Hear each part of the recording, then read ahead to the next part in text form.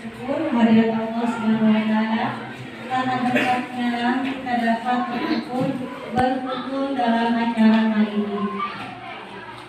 Salawat serta salam semoga kepada guru kita Nabi besar Nabi Muhammad sallallahu alaihi wasallam, kepada keluarganya, kepada para sahabatnya, serta kita selaku umatnya yang selalu mengharap syafaat kelak di yaumil akhir. Untuk memulai acara kali ini, mari kita buka dengan membaca basmalah bersama-sama. Bismillahirrahmanirrahim. Untuk acara selanjutnya yaitu menyanyikan lagu wajib Indonesia Raya. Hadirin dimohon berdiri.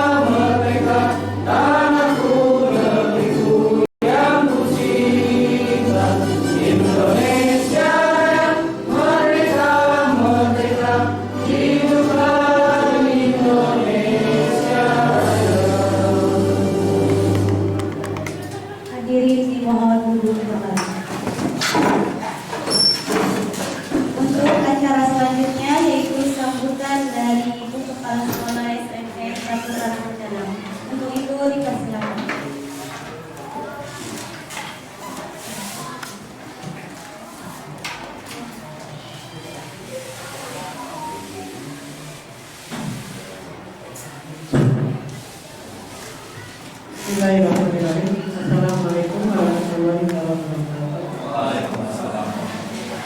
Alhamdulillahirrahmanirrahim. Wassalatu wassalamu ala asyrofil anbiya'i ala alihi wasallam. Puji dan syukur kita panjatkan kehadiran Allahumma yang mana pada hari ini kita masih diberikan kesempatan untuk beraktivitas kita pada hari ini. Terima kasih Bapak dan Ibu semua yang sudah memenuhi undangan kami dalam rangka yang pertama yaitu Pak Andi melaksanakan aksi nyata sebagai guru penggerak. Kemudian yang kedua, nanti kita akan melaksanakan briefing atau lama-lama rapat bersama. Salawat serta salam mudah-mudahan tercurahkan dengan Nabi Muhammad sallallahu alaihi wasallam beserta keluarganya, sahabatnya, dan mudah-mudahan kita senantiasa menjadi umatnya serta mendapatkan kabarnya di yaumil nanti. Amin ya rabbal alamin. Bapak dan Ibu guru serta sahabat usaha yang saya hormati, hari ini Pak Andi melaksanakan aksi nyata sebagai guru penggerak. Mudah-mudahan ketika menjadi guru penggerak ini membawa manfaat untuk sekolah juga untuk pribadinya. Dan saya berharap ke depannya Pak Andi ini bisa menjadi model pembelajaran untuk sekolah kita, bisa menjadi contoh untuk Bapak dan Ibu guru di mana sebagai pelopor juga pemimpin di dalam proses belajar mengajar. Dan tentu saja sebagai guru penggerak ini banyak sekali yang harus dilaksanakan, tetapi saya mohon tidak melupakan tugas utama daripada Bapak sebagai guru penggerak. Dan apa-apa yang sudah Bapak laksanakan di sekolah ini, yaitu untuk memajukan sekolah, juga untuk memajukan diri sendiri, bisa ditularkan kepada teman-teman semua, sehingga teman-teman semua juga bisa tergerak untuk menjadi guru penggerak. Banyak hal-hal positif yang diambil di dalamnya, banyak hikmah dan banyak pembelajaran ketika kita mengembangkan diri kita, karena sebagai guru penggerak itu merupakan juga kewajiban kita sebagai guru, yaitu untuk mengembangkan keprofesian kita, yaitu dalam rangka PKB, pengembangan keprofesian berkelanjutan. Ini merupakan kewajiban kita sebagai guru mata pelajaran atau juga sebagai seorang pendidik. Di dalam diri kita ini banyak potensi yang positif kepada diri semua. Banyak hal-hal yang dapat kita kembangkan, diri kita sendiri yang tahu untuk mengembangkan diri kita. Nah, salah satunya yaitu sebagai guru penggerak. Guru penggerak ini harus punya inovasi ketika dalam memberikan pembelajaran kepada siswa, dan juga sebagai pelopor ketika untuk mengembangkan model-model pembelajaran tersebut. Mudah-mudahan kedepannya Pak Andi bisa menjadi contoh suri tauladan untuk kita semua, tentu saja yaitu sebagai di dalam proses belajar mengajar. Itu saja. Wassalamualaikum warahmatullahi wabarakatuh. Waalaikumsalam warahmatullahi wabarakatuh. Terima kasih kepada Ibu Kepala yang telah menyampaikan semuanya. Lalu acara selanjutnya yaitu penyampaian senjata oleh Pak Andi. Itu dipersilakan.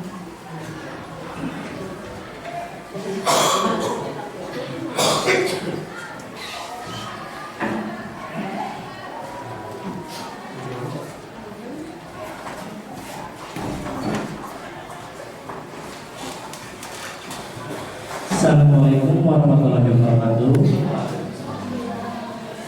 Alhamdulillahirobbilalamin. Wabillahi nasta'in ala umuri wa ala alihi washabihi ajmain. Amma ba'du. Pertama-tama marilah kita panjatkan puji dan syukur kehadirat Ilahi Rabbi, bahwasanya kita dapat berkumpul di live komputer dalam rangka yaitu aksi nyata yang akan nanti saya sampaikan atau paparkan setelah pembelajaran selama 2 bulan setengah.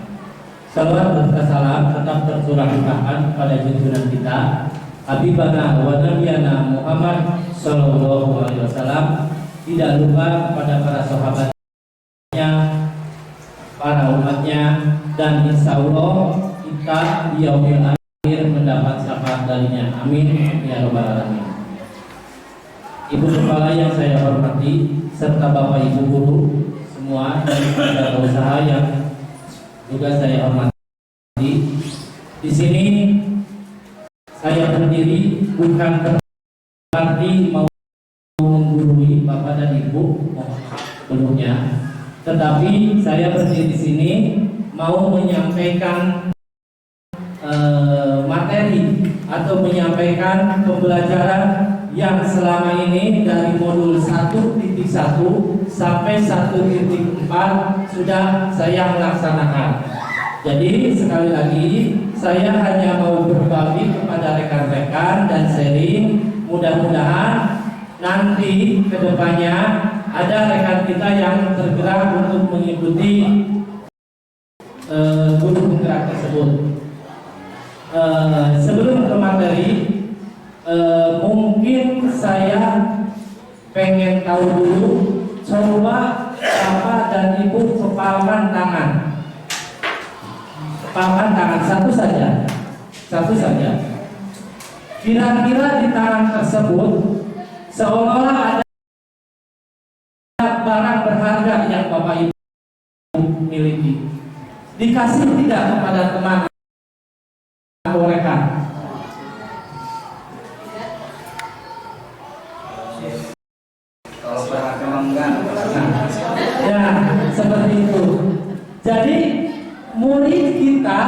itu seperti itu Pak.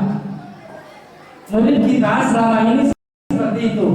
Jadi tidak mau terbuka kalau bukan orang terdekat, kalau bukan orang yang bisa dipercaya. Jadi kalau misalkan kita sudah percaya kepada seseorang, barang berharga yang ada di kepala tangan kita pasti secara sukarela diberikan. Nah, pada prinsipnya anak didik kita juga seperti itu. Tidak mau menyampaikan tanpa ada rasa saya ini kira-kira bisa dipercaya tidak. Seperti itu. Nah, kita kembali ke materi yang sudah saya pelajari Bapak dan Ibu. Di sini pertama saya mempelajari yaitu modul 1.1 di mana di modul 1.1 itu berkaitan dengan filosofi Ki Hajar Dewantara untuk mewujudkan pelajar Pancasila dan Merdeka Belajar. Ki Hajar Dewantara di sini memberikan kesempatan kepada murid untuk bertanya dan mengutarakan pendapatnya. Yang kedua, memberikan kebebasan kepada murid untuk membangun diri sendiri, pengetahuan tanpa harus didikte atau dipandu oleh guru. Yang ketiga, melibatkan murid dalam penilaian melalui diskusi. Murid harus diajak berpikir di kegiatan apa yang sesuai dengan pembelajaran dengan melihat lingkungan. Yang selanjutnya, membiasakan dan memberi teladan ke murid tentang pelajar Pancasila. Yang selanjutnya itu memberikan kesempatan murid untuk mengeksplor diri sesuai bakat dan minat. Guru hanya menuntut dan mengarahkan. Itu poin-poin yang berkaitan dengan filosofi Ki Hajar Dewantara. Selanjutnya di modul titik 2 saya mempelajari nilai dan peran guru penggerak. Salah satu nilai jadi seorang guru penggerak yaitu mandiri, kolaboratif dengan rekan sejawat, dengan pimpinan, inovatif, reflektif, dan berpihak pada murid. Selanjutnya untuk peran di sini menjadi pemimpin pembelajaran, mewujudkan kepemimpinan murid, mendorong kolaborasi, lalu menjadi coach bagi guru lain. Lalu yang selanjutnya yaitu menggerakkan komunitas praktisi. Itu di modul 1.2 yang saya pelajari. Selanjutnya di modul titik 3 sudah saya laksanakan aksi nyatanya bersama dengan rekan guru. Ada di sana salah satunya ada Pak Narsa, ada Pak Ojo, dan ada Pak Bikur. Kami di sini sepakat untuk membuat visi atau membuat visi saya sendiri lalu dikolaborasikan dengan visi yang ada di sekolah. Alhasil visi yang saya buat sendiri yaitu alhamdulillah sudah sesuai, sudah sinkron dengan visi yang ada di sekolah. Seperti itu. Di sini pemaparan visi guru penggerak yaitu visi guru penggerak adalah representasi visual tentang bagaimana murid kita di masa depan, yakni mewujudkan profil pelajar Pancasila. Dalam menyusun visi hendaklah berpihak pada murid sebagai landasan segala perubahan dalam pendidikan dengan pola pikir positif melalui pendekatan inquiry apresiasi menggunakan tahapan baca. Seperti itu. Ini modul 1.3. Kita kembali lagi ke modul 1.4 yang akan kita bahas yaitu terkait diseminasi budaya positif di sekolah.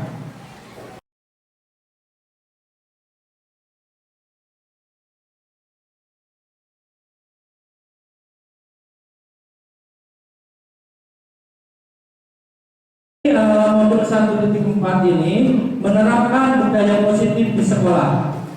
Nah, Modul 1.4 ini banyak sekali yang akan saya paparkan terkait budaya positif. Poin yang pertama yaitu budaya positif dan nilai-nilai kebajikan.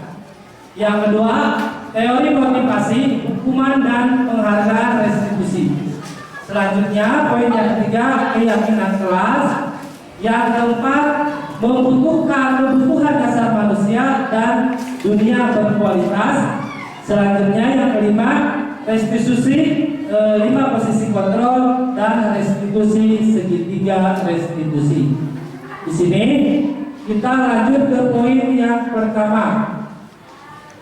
Modul 14.1, budaya positif dan nilai-nilai kebajikan. Salah satu strategi dalam rangka menciptakan lingkungan yang positif adalah dengan peran disiplin di sekolah. Disiplin sering dimaknai kepatuhan terhadap peraturan dan tata tertib yang berlaku. Bahkan ada yang dikaitkan dengan hukuman jika melanggarnya. Siapakah yang akan berperan mendisiplinkan seseorang atau murid? Sebenarnya diri kita yang seharusnya mendisiplinkan sendiri. Jika kita menyadari apa manfaat disiplin bagi diri, bagi lingkungan sekitar, dan bagi masa depan kita, maka kita akan mendisiplinkan diri sendiri dengan penuh kesadaran. Seperti itu, ini poin-poin budaya positif dan nilai kebajikan. Lalu masih terkait budaya positif. Budaya positif di sekolah sangat penting untuk mengembangkan anak-anak yang memiliki karakter yang kuat sesuai profil pelajar Pancasila dan filosofi Ki Hajar Dewantara. Nilai-nilai peran guru penggerak dan visi guru penggerak pentingnya membangun budaya positif di sekolah dengan filosofi pendidikan Ki Hajar Dewantara, yaitu pendidikan yang berpihak pada murid untuk mencapai visi guru penggerak. Seperti itu. Poin yang selanjutnya yaitu budaya positif akan menciptakan rasa aman dan nyaman pada murid selama proses pembelajaran. Budaya positif juga dapat mendorong murid untuk mampu berpikir, bertindak dan menciptakan sebagai proses memerdekakan dirinya sehingga murid lebih mandiri dan bertanggung jawab. Itu budaya positif dan nilai-nilai kebajikan. Nah, di sini terkait tadi yang sudah saya paparkan tentang profil pelajar Pancasila. Ada 6 dimensi terkait profil pelajar Pancasila, yakni beriman dan bertakwa kepada Tuhan Yang Maha Esa dan berakhlak mulia, berkebinekaan global, mandiri, bergotong royong, bernalar kritis dan kreatif. Itu 6 dimensi profil pelajar Pancasila. Apa saja yang harus kita laksanakan dalam proses profil pelajar Pancasila? Di sini ada sudah 6 dimensi profil pelajar Pancasila. Yang pertama, beriman bertakwa kepada Tuhan Yang Maha Esa dan berakhlak mulia, yaitu memiliki akhlak yang baik dalam hubungan dengan Tuhan. Lalu berkebinekaan global, yaitu mengajarkan pentingnya mempertahankan budaya luhur, lokalitas dan identitas Indonesia. Selanjutnya mandiri di sini untuk menjadi pelajar yang mandiri, yaitu harus bertanggung jawab atas proses dan hasil belajarnya. Selanjutnya bergotong royong, tentang pentingnya kemampuan bergotong royong dan kolaborasi dengan sesama. Bernalar kritis, secara objektif memperoleh informasi, menganalisis, mengevaluasi dan menyimpulkan berbagai informasi secara akurat. Lalu kreatif yang terakhir, untuk memiliki kemampuan berkreasi dan menghasilkan karya orisinal, bermakna dan bermanfaat. Itu poin dimensi pelajar Pancasila. Selanjutnya yaitu modul 14.2 yaitu teori motivasi dan hukuman. Setiap perilaku manusia memiliki motivasi, yakni 1. Menghindari ketidaknyamanan atau hukuman. Yang kedua, untuk mendapatkan imbalan atau penghargaan dari orang lain. Yang ketiga, untuk menjadi orang yang mereka inginkan dan menghargai dirinya sendiri. Itu teori motivasi. Lalu yang selanjutnya, hukuman. Hukuman adalah bentuk pengendalian seseorang yang bersifat memaksa dan menyakiti dengan menciptakan identitas gagal. Hukuman bersifat tidak terencana atau tiba-tiba. Hukuman bersifat satu arah dari pihak guru yang memberikan, dan murid hanya menerima suatu hukuman tanpa melalui suatu kesepakatan atau pengarahan dari pihak guru, baik sebelumnya atau sesudahnya. Selanjutnya, hukuman yang diberikan bisa berupa fisik maupun psikis. Murid atau anak disakiti oleh suatu perbuatan atau kata-kata. Itu mungkin hukuman yang yang saya pelajari. Selanjutnya yaitu konsekuensi. Beda dengan tadi yang hukuman. Kalau hukuman itu berarti tidak terencana atau secara tiba-tiba. Kalau konsekuensi yaitu sementara disiplin dalam bentuk konsekuensi sudah terencana atau sudah disepakati.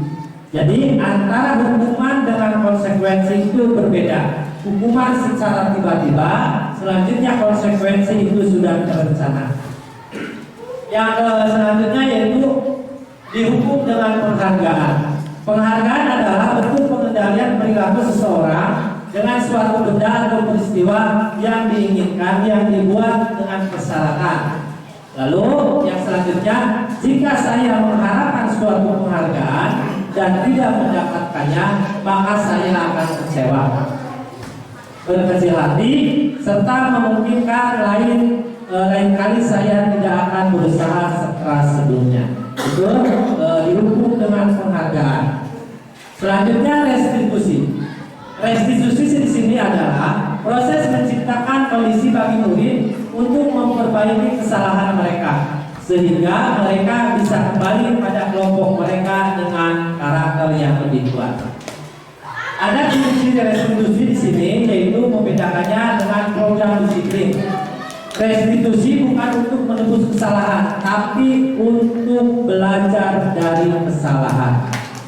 Selanjutnya, restitusi memperbaiki hubungan. Restitusi adalah tawaran bukan paksaan. Restitusi diri adalah cara yang paling baik. Selanjutnya, restitusi pada solusi.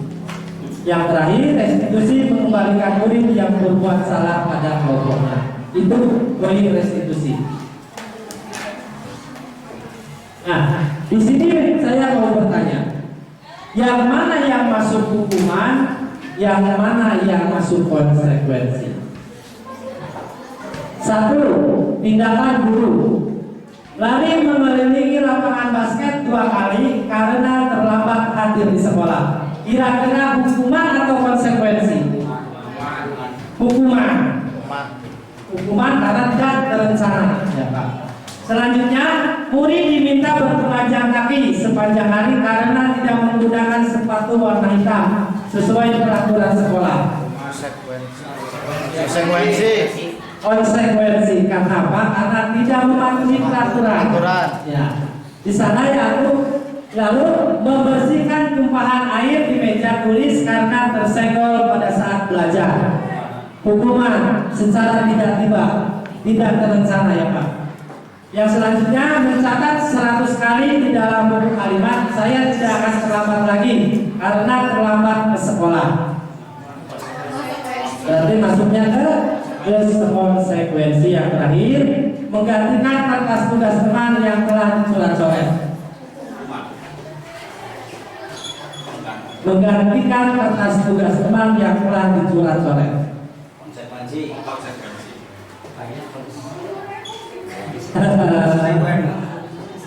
Menggantikan kertas tugas teman yang telah dicoret-coret. Konsekuensi karena apa? Karena sudah kesepakatan sebelumnya. Ya, seperti itu. Lalu keyakinan kelas. Mengapa keyakinan kelas? Mengapa tidak peraturan kelas?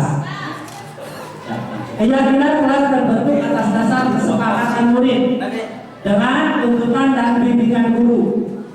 Keyakinan kelas merupakan hasil diskusi mufakat bersama apa saja yang menjadi aturan yang dituangkan. Poin apa saja yang dimasukkan ke dalam keyakinan kelas yang dibuat serta apa konsekuensinya yang diterima jika melaksanakan atau melanggar keyakinan tersebut. Sementara peraturan kelas dibuat disusun oleh satu pihak, yaitu oleh kita selaku guru tanpa adanya konsekuensi bersama, sehingga reward atau bonism yang diterima murid satu arah sebagai imbas dari aturan yang ditetapkan sepihak sekolah. Seperti itu. Di sini terkait keyakinan kelas. Lanjut ke modul 1.4, masih melanjutkan, yaitu masih keyakinan kelas. Keyakinan kelas merupakan sebuah nilai-nilai kebajikan universal yang telah disepakati secara umum, tersirat dan tersurat, lepas dari adanya latar belakang suku negara, bahasa maupun agama. Ini poin-poin keyakinan kelas ya bisa diterapkan untuk membangun budaya positif di kelas atau di sekolah, seperti itu. Lalu kebutuhan dasar manusia, modul 1.4.4. Kebutuhan dasar manusia. Di sini ada 5, ada diagram atau bagan. Yang pertama yaitu bertahan hidup, yang kedua penguasaan, yang ketiga kasih sayang, yang keempat kesenangan, dan yang kelima yaitu kebebasan. Seluruh tindakan manusia memiliki tujuan tertentu. Semua yang kita lakukan adalah usaha terbaik kita untuk mendapatkan apa yang kita inginkan. Ketika kita mendapatkan apa yang kita inginkan, sebetulnya saat itu kita sedang memenuhi satu atau lebih dari satu kebutuhan dasar, yakni kebutuhan dasar bertahan hidup atau survival, kasih sayang dan rasa diterima, love and balance, kebebasan, freedom, kesenangan, fun, dan penguasaan atau power. Itu kebutuhan dasar manusia. Di sini sudah ada bagian-bagiannya lagi. Kebutuhan dasar manusia, poin-poinnya yaitu yang pertama penguasaan.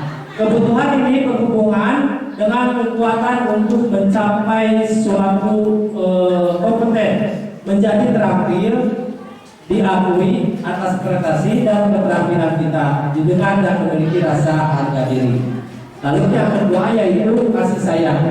Kebutuhan untuk disayangi dan diterima meliputi kebutuhan akan hubungan dan koneksi sosial, kebutuhan untuk memberi dan menerima kasih sayang.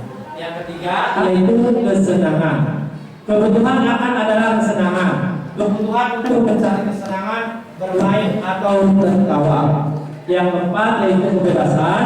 Kebutuhan untuk bebas adalah kebutuhan akan kemandirian, otonomi, memiliki pilihan dan mampu mengendalikan arah hidup seseorang. Itu kebutuhan dasar manusia.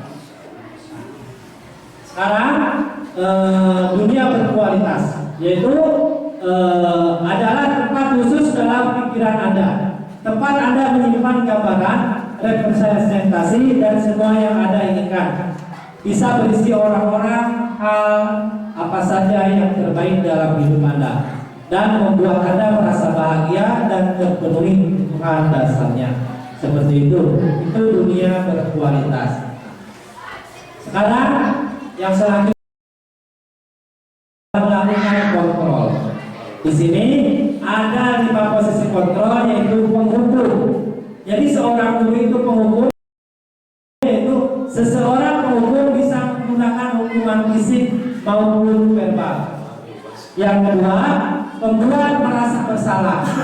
Pada posisi ini biasanya guru akan bersuara lemah lembut. Yang ketiga, posisi sebagai teman. Pada posisi ini tidak akan menyakiti murid, namun akan tetap berupaya mengontrol murid melalui persuasi. Ada lagi yaitu pemantau.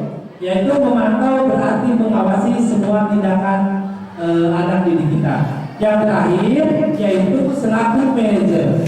Posisi manajer adalah posisi di mana guru berbuat sesuatu bersama dengan murid, mempersilahkan, dan mempertanggungjawabkan perilaku murid agar dapat menemukan solusi atas permasalahannya sendiri. Ini 5 posisi kontrol yang harus yang ada di diri kita. Tapi lebih bagus ini kita selaku manajer. Kenapa selaku manajer? Adalah yaitu berbuat bersama dengan murid, mempersilahkan murid untuk mempertanggungjawabkan. Mungkin ini salah satu poin selaku posisi manajer ini yang diterapkan pada diri kita. Di sini ada lagi segitiga restitusi, yaitu untuk yang terakhir 1.4.6. Dalam segitiga restitusi, yaitu menstabilkan identitas. Berdasarkan prinsip membuat kesalahan adalah bagian dari proses pembelajaran. Menggeser identitas gagal ke identitas sukses. Yang kedua, validasi tindakan yang salah. Berdasarkan prinsip setiap perilaku berupaya memenuhi suatu kebutuhan tertentu. Selanjutnya, guru akan bergeser dari pemikiran stimulus respon menjadi proaktif. Selanjutnya, mengenali dan mengakui kebutuhan murid akan memperbaiki dengan baik. Dan yang terakhir yaitu menanyakan keyakinan. Murid akan diberikan pertanyaan-pertanyaan bermakna untuk memunculkan motivasi secara intrinsik, mampu memainkan keyakinan dengan tindakan yang salah. Ini contoh segitiga restitusinya, yaitu seperti ini. Ya, di sini ada poin menstabilkan identitas. Di sini ada menstabilkan identitas, yaitu setiap orang pasti pernah melakukan kesalahan. Lalu kamu bukan satu-satunya yang pernah melakukan ini. Ini menstabilkan identitas. Yang kedua yaitu validasi tindakan yang salah. Kamu tentu punya alasan mengapa kamu melakukan itu. Itu poin atau kata-kata yang sering kita ungkapkan dalam validasi tindakan yang salah. Selanjutnya, adakah cara yang lebih efektif untuk mendapatkan yang kamu butuhkan? Selanjutnya, terima kasih karena telah memenuhi undangan saya, yaitu untuk melakukan aksi nyata terkait modul 1 yang telah saya pelajari. Hanya itu yang bisa saya sampaikan. Kurang lebihnya mohon maaf. Ditutup dengan doa. Wassalamualaikum warahmatullahi wabarakatuh.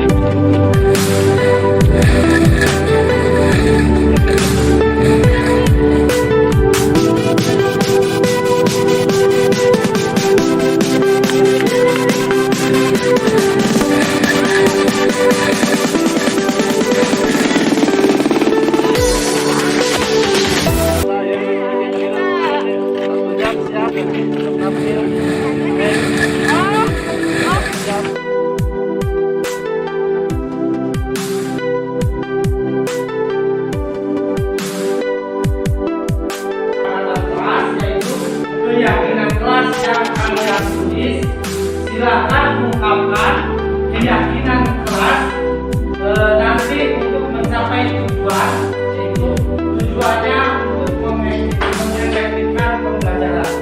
Jangan kalian tempel tempat.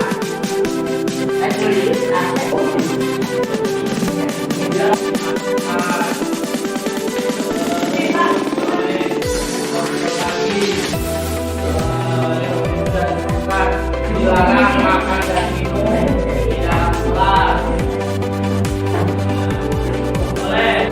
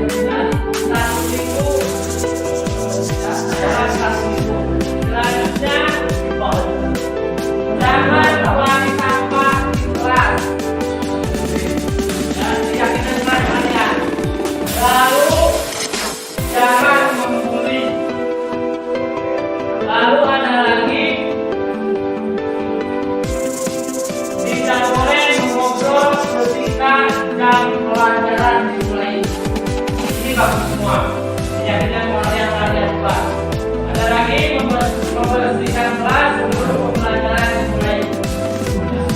Di sini banyak keyakinan kelas kalian.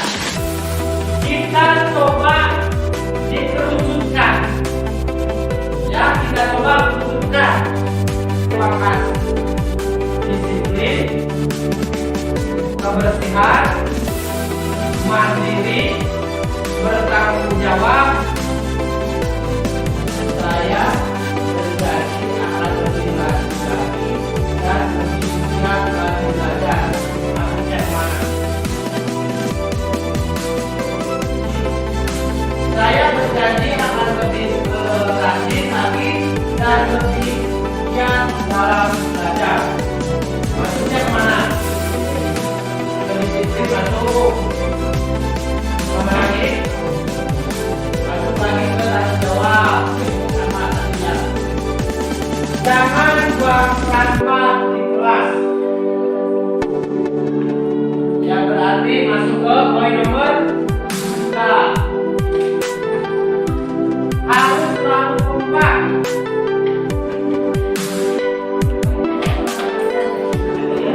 Harus selalu kompak. Maksudnya poinnya mana? Berpoin? Pak, boleh. Jangan membuli. Masuk, masuk. Masuk ke nomor 4. Sampah sembarangan. Berarti masuk ke nomor 3. Ini di sini kalian sepakat telah membuat keyakinan keras. Kalian harus mematuhi peraturan yang kalian buat.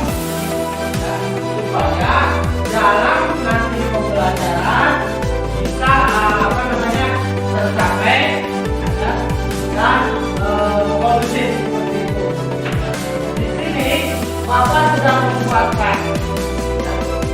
Tolong nanti kalian ditandatangani karena kalian yang sudah membuat keyakinan keras. Nanti ini bisa ditempel di dinding sebagai bahan acuan nanti. Nah, kalau misalkan ada apa-apa, ini ya. Ini keyakinan keras yang sudah saya buat. Seperti itu. Nah, semuanya boleh. Boleh silakan ada yang tanda tangan. Boleh bebas. Nah, ayo lanjut silakan lagi.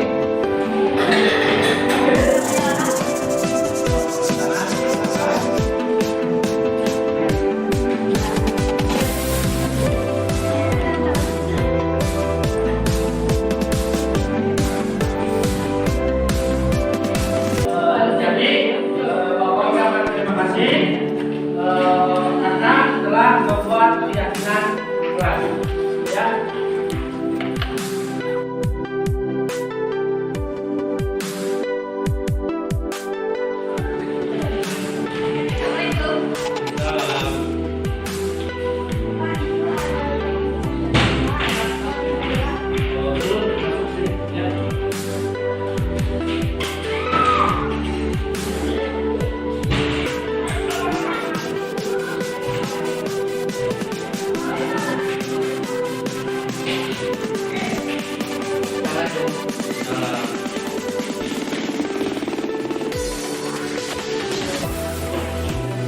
Informasi katanya ada yang mengatakannya ya.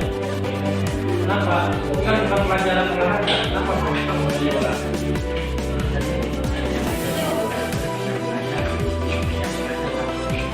Jadi di saat jam pelajaran lain kamu seharusnya di kelas dan mengikuti pelajaran, bukannya main bola, kecuali kalau jam kegiatan olahraga. Ya, itu kira-kira kamu bagaimana? Mau nggak menggantinya kata? Bisa. Nah, Bapak kasih solusi. Kamu kan sering diberi kasih uang jajan, kamu sisihkan uang jajan tersebut untuk membeli kaca. Tapi untuk ini kata akan Bapak berikan dulu. Nanti kamu tinggal bayar ke Bapak. Ya, kamu menyisihkan uang jajan ya semampunya kamu sampai 100 ribu baru bayar ke Bapak. Mengerti? Nah, kamu itu berpotensi, kamu itu bagus dalam kegiatan olahraga. Ya, tolong kamu salurkan bakat kamu itu mengikuti kegiatan ekskul. Ya, kamu mengikuti kegiatan ekskul olahraga itu bisa berupa cabang futsal atau olahraga sepak bola.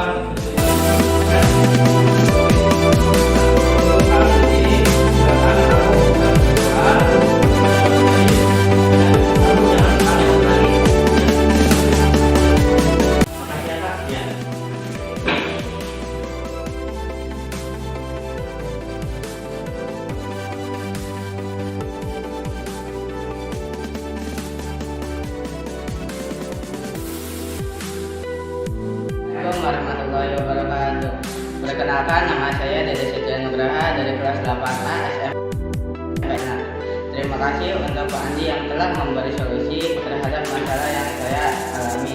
Karena kesalahan saya bukan waktunya belajar